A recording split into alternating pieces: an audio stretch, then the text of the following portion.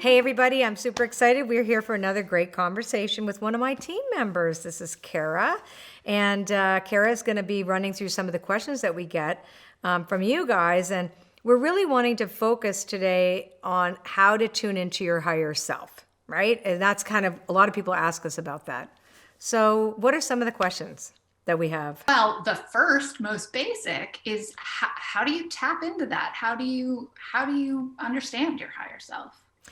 So I always believe that the higher self is our connection to divinity. So we know that there is a self. If you can imagine this, that, and I kind of look at the higher self is the same as the soul, right? The same, that sort of same, or it's synonymous to that, where if you can imagine that the soul chooses to experience life through our personality, through us. So it chooses us and basically stewards us throughout life.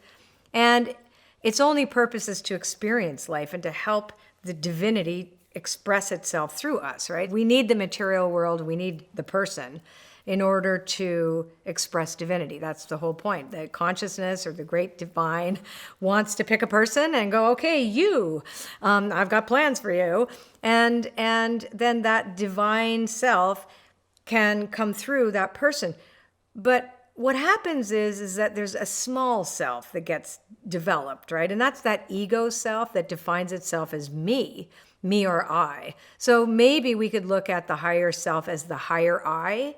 There's the I am, the greater I am, that doesn't fall prey to fear or scarcity or comparison or othering or any of those things that cut us off from one another. It recognizes that all life is sacred, whereas the ego self sees through a lens that is very different. So I think we would define the higher self as that integrous part of us that's divine and that doesn't follow the same template, if you will, as that smaller self that thinks it's running the show, right? So the soul is more that real true connection to the divine. So it sounds like we could get tripped up with that smaller self. Ooh. How do we forgive ourselves for that and move past it? Yeah, I agree with you. We get tripped up by that small self all the time. And I call it the small self in all my books, etc., rather than calling it the ego. Although I will say that the ego in its healthy form will ease God's order, or it's going to edge God out. So it's the edge God out part that I think you're referring to. When we get tripped up by the stories that we've been conditioned to believe is true for us, based on what we've been exposed to when we're little kids, whatever it is that we've inherited from our ancestors, we have these stories that create a self. And then we're wounded. Oftentimes, when we're young, we start to create false stories about the reality. And so we get tripped up when we go back into those more triggered perspectives and where we look at the world and say, that's not good, this is black or white, there's no nuance, it all comes from a sense of being wounded. So if I were to say it in a nutshell, we get tripped up by our woundedness when we need to heal and we can't see the world through the lens of abundance. So spiritual growth kind of depends on forgiveness. Yeah, and I exactly. Spiritual growth depends on forgiveness, because you did ask, how do you forgive oneself for that? Yeah. So first of all, I think, that's a big topic, because forgiveness is crucial, as far as I'm concerned, to keep that connection to the higher self, to stay connected to the higher self, which I believe is through meditation, and to really get totally honest, like absolutely rigorous honesty is crucial, to look at yourself with radical honesty. This is true. This is what I have done. This is me. And it's not so much about judgment as it is assessment and accountability.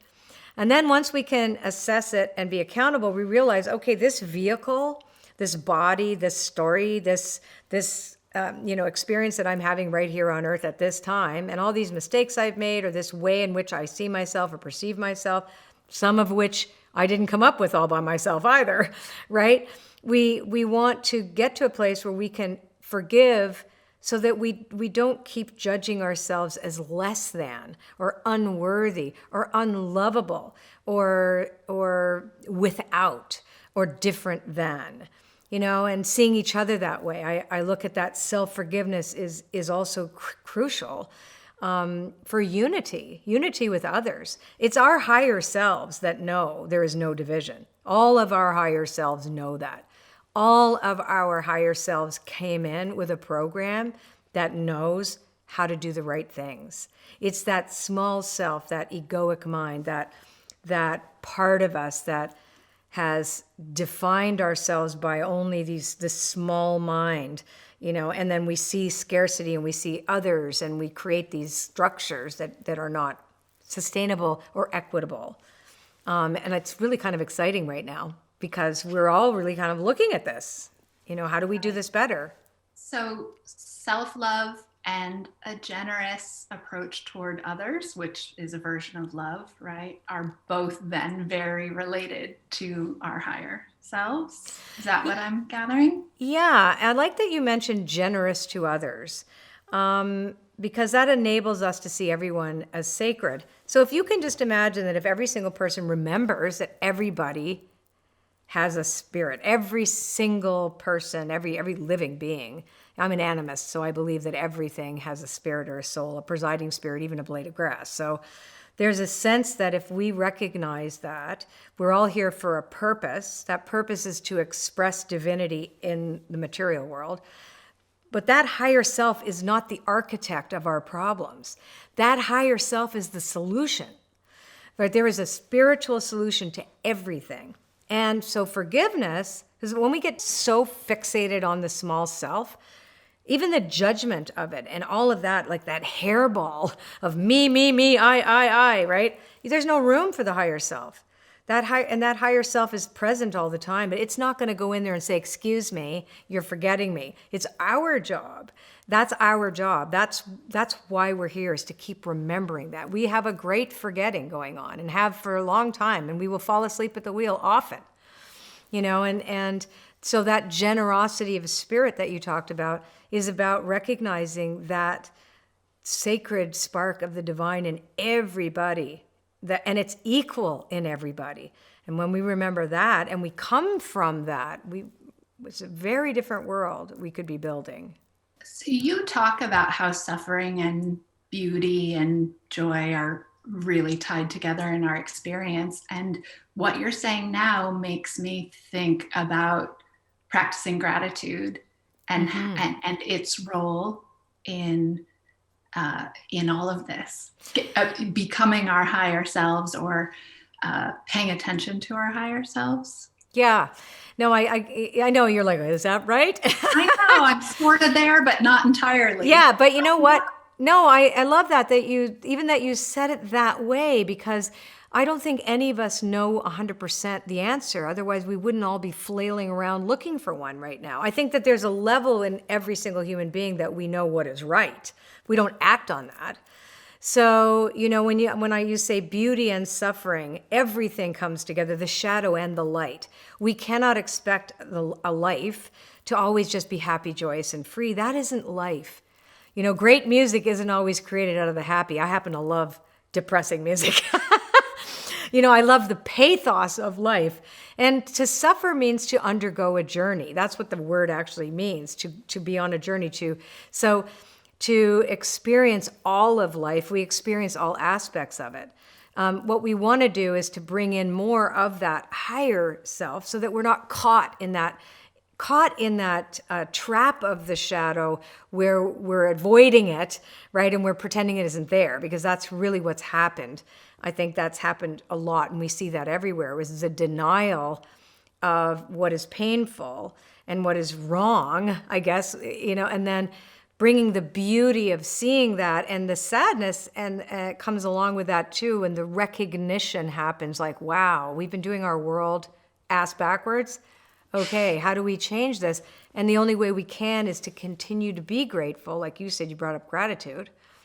Like to have that gratitude for our breath, for our anything small, for the fact that we even get to be here and we get to contribute, because the soul knows what it is that we're here to contribute. That's the thing. The higher self has the plan.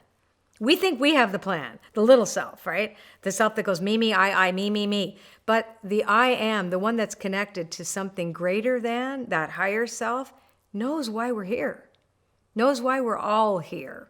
So you're right. The way there, and the easiest way there, I think, is to practice gratitude. And because with gratitude comes humility. And then with humility, it sublimates that small self. It brings that ego self down and enables us then, when the ego, which we need, by the way, we need that sense of identity. Otherwise, we wouldn't be unique. Everybody would be one blob of oneness, right? So we do need that, but we want to ease the order instead of edge it out, right? So we want to ease God's order. So that means that we want to be useful and we want to contribute. And we want to see that nothing is wasted. So that's why I say, too, the way we can forgive ourselves, because that's connected, is when we're grateful and we're not trying to bypass anything. We're really willing to look at the unspeakable things in order so that we could speak to something greater and better and more valuable for all of us. So is there a difference between your higher self and your divine self? I think I just think there's different names. We call it the soul, the divine self, the higher self. The higher self knows the better way to be, that there's the morality and the ethics and the integrity. That's the domain, I believe, of the higher self that also sees things from a different perspective, right? Sees that. So I believe they're all synonymous with each other. They're just different words, same concept. And again, this is just my opinion. How does that relate to our higher power? Oh, that's a great question, right? How does it relate to our higher power? So if you imagine that our higher power, so first of all, we have to acknowledge that we have built a storyline around a power greater than us that we all believe, or at least we've been taught to believe, is separate from us. So I'd like to just address that first. That how do we relate to this higher power? Where is it? Right? So there's an idea that for a long time we've been all indoctrinated into an idea of a God over there, right? And then we're over here, or up, down, etc. So what I want to suggest or invite you to consider, that we're never separated from that in fact there is no separation, that there is a consciousness that created us, that made us. I believe that it made everything. So that consciousness is fundamental to all of life. If you can imagine that the higher self or soul is a spark off of that consciousness. So it's connected. It's how we connect to our higher power, is through our higher self. And that's why when you hit bottom, for example, a lot of people are hitting bottom these days, they can't take it anymore. So they feel like you get to a place of surrender because you can't keep doing the same thing that doesn't work. So you end up kind of on your knees, saying, I can't do this. And in a way, you say, I can't. Well, my higher power can. I got to get out of the way and let that higher power work on my behalf. Because my machinations, the human machinations to try to control outcomes and make things happen, etc., on its own, just through will, separates us from our higher power. So the higher self is a connection to, it is part of the higher power. But we are part of the higher power. So we're like threads in a big tapestry. We're never separate from it. But I believe that our higher self is our conscious connection to the higher power. Because when the small self is running the show, it never thinks of the higher power. It's just like, give me what I want. What can I get? Right. Me, right. I. There's no room for higher power there. All of that forgiveness and self-love is easier said than done. It's hard. How do you do it? It's hard is what it is. Who the heck wants to look at themselves with great honesty? But you have to. I'm going to tell you something. Forgiveness as a concept is a path to liberation. And when I say that, it's not a path to condoning anything and say, oh, fine. It's to make us separate from that which disempowered us, right? So if we need to forgive somebody, it means something happened, right? Some kind of wound happened. Now, there's a collective wound. There's a collective trauma that we're all dealing with, right? You don't know what you're doing. Like, I don't know what I'm doing half the time. I have to learn. So I have to forgive myself for not being perfect, right? So these expectations that we all have about what the human experience is supposed to be like, and the ignorance, the lack of understanding that we have is something that we can't berate ourselves for. We have to instead forgive ourselves and then get educated, right? Forgive ourselves and take action. If we're constantly in that state of wounding, we're actually super self-centered because all we're thinking about is ourselves. Oh, me, more me, right? As opposed to, we can only get to we when we can come to compassion. And we get to compassion, and compassion is the domain of the higher self, because it is all about the reduction of suffering for others. It's not about us, right? It's not about, I want to feel better. No, I am going to be compassionate to this person who's falling apart in front of me, or whatever it is. I'm going to be compassionate.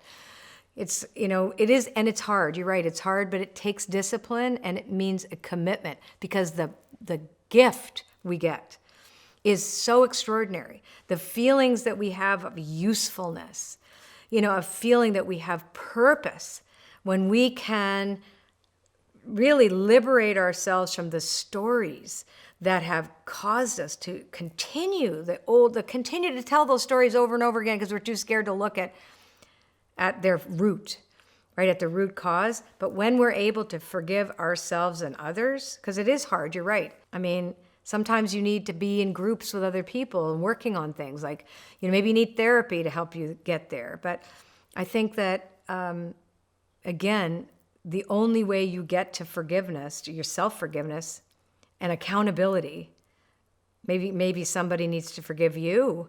Maybe you have to make amends. Its accountability only comes with absolute radical honesty. And the reason why it's hard is because we're not sometimes able to stomach all of it at once. And there's no chicken and the egg there, is there? There's no, I have to learn how to forgive myself before I learn how to forgive other people, or vice versa. No.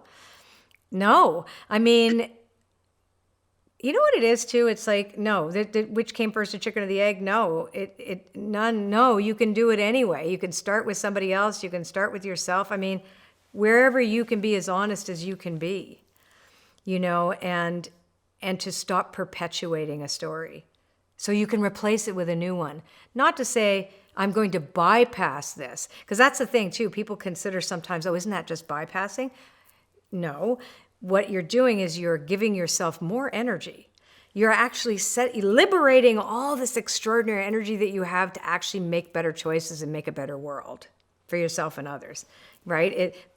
It's so contracted when we're holding on to anger and hurts and resentments, without it being a catalyst for change. You know what I'm saying? It's got to be a catalyst. It has to catalyze something. Right. So what I'm hearing you say is there isn't a before and after either, that it's a series of choices, constant choices. Is that the case? I love that you said that, because I never even thought about it like that. You're right. There is no before and after. It's a process, and it continuously changes you while you're not looking, while you're not noticing, right? It's not like, oh, that felt good, even though that sometimes you could have an epiphany when you realize, like, wow, that there's some, I no longer have this holding me down. It's no longer my burden. I can actually make changes. So in a way, there is a little bit of a beginning, a before and after. So actually, I'm just working it out now with you. So sometimes, no, it's just a process. And other times you can actually pinpoint the before and after, because you can pinpoint the wound. You can pinpoint when. You can say, oh, wow, that's happened then. And here's how it impacted me all this time now. Here's how it's impacted every part of my life. In order for me to no longer keep that thread in the weave of the tapestry of my life, I got to pull it out. So I got to go to where it began. I'm going to pull it out there. So yeah, in a way, you take that out and all of a sudden there's a new pattern. That thing isn't there anymore. So in a way, you can mark, at times, you can really mark that. Do you have an example of a time that that's happened for you? Yes, I do. So I think that probably the best example that I had was being able to forgive somebody who did something terrible to me that I considered terrible to me. And because I was so resentful, they did this thing to me, right? And then I'm like, meh, meh, meh. And then I define myself by the thing they did to me, right? So I'm just going to say that in a really general way, because maybe people would understand it better. Like, oh, that person did that to me. So I'm going to tell you that story about me. Now, I tell certain stories to tell people how you can get out of those stories, but I don't define myself by them. So I then go, you know what? I can't keep telling this story anymore. I have to set myself free of this. Doesn't make what you did right. Doesn't make what you did good. Doesn't make what you did valuable unless I decide. But I don't want to carry that burden. I don't want you to live rent-free in my head. And then when you make that choice to let that go and realize, I don't want this burden anymore, it actually frees up the energy. The person I'm going to say in question and I are actually very close friends today. So that gave them the opportunity to make amends. And I'm like, okay, cool, right? So it's like, okay, I'm done with this story. And then I'm really sorry for my part. And I'm like, wow, me too. And whatever it was. And so forgiveness brings in a unique kind of camaraderie as well too, because it enables for redemption. It enables us the concept of redemption, because then you can allow people to not be perfect and to make a change. So I think forgiveness, for me, that's a good story for me, would be something like that. Beautiful. Well, I know the solstice is coming, and that's a big time of change. So how do we tap into our higher selves to prepare for what that change can mean for us?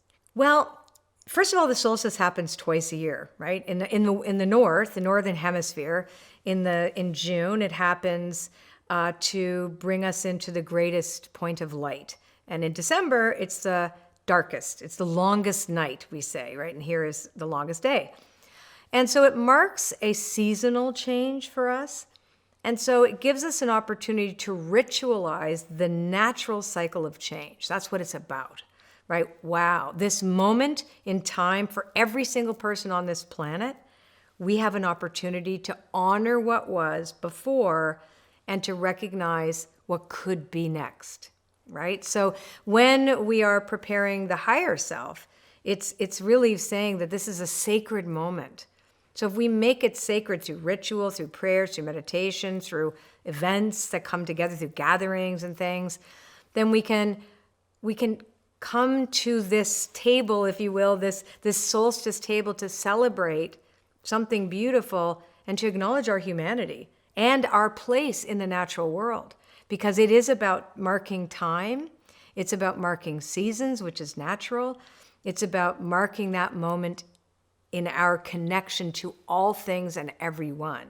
So when you're not othering and you're not seeing yourself as separate, which is, then you've got your higher self, and you're coming to that with humility, saying, I am so grateful to be alive. What can I contribute in this next 6 months? Because it's every 6 months is a solstice. Cool. Oh, don't we have a quiz? We do have a quiz. We have a quiz. I forgot. We have a quiz that'll help you prepare for the solstice. Oh my gosh, I completely forgot. Yes, we have a totally great quiz. We love quizzes, as you all know. So we have a super quiz that you can spend a little time with to help you get prepared for this solstice. So I know you've seen the quiz, and I'm super excited because it's very visual, and you're going to get a chance to understand what you need more of in order for you to shine even more brightly and really get that you are worthy for the next 6 months of the year. So it's going to be really profound and powerful. This quiz is awesome. So for those of you who are interested in this quiz, and I'm sure all of you are, just click on the link, take the quiz. And thanks so much, Kara, for joining me today. Thank you, Colette. Awesome. Thanks. Bye, everybody.